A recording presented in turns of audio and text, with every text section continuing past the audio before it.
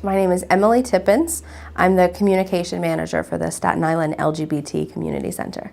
Community Health Action evolved from the Staten Island AIDS Task Force, which was created in the 90s as a response to the growing AIDS crisis on Staten Island. They have been a strong supporter of the LGBT community from the very beginning. A lot of very dedicated people knew that there needed to be a home for LGBT people on Staten Island. People in our community had been holding workshops and parties and educational events and sending out newsletters to one another for many, many years, but there was not a central place for people to come together and gather outside of bars or restaurants or other places that would exist for a few years at a time. We wanted a permanent home, and people fought until they found the right home for us. This has been a really good home for us for the past few years, but now we're looking to have something that's going to last even longer.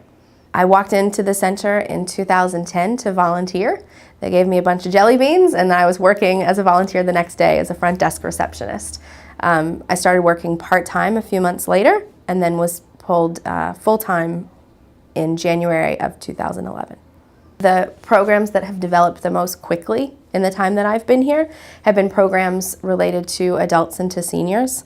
Before, there wasn't really a place for seniors to go who were LGBT identified on Staten Island, and we try to work with people who have the fewest resources.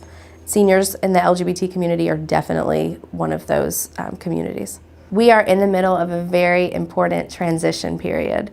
The center was started in 2008 as a project of Community Health Action, and the center was created with the goal of one day eventually spinning off and becoming an independent nonprofit.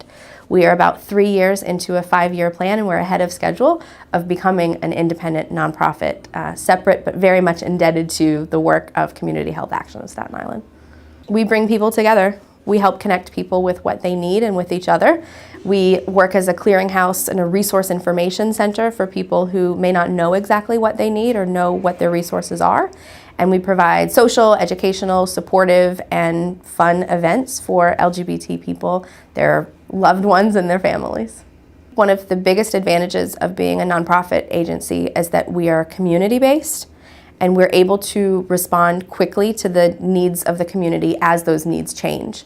With Hurricane Sandy hitting Staten Island, we quickly regrouped and were finding ourselves as a resource center for people who were homeless all of a sudden, people who had lost their jobs, who were looking for resources for LGBT people and not necessarily finding what they needed.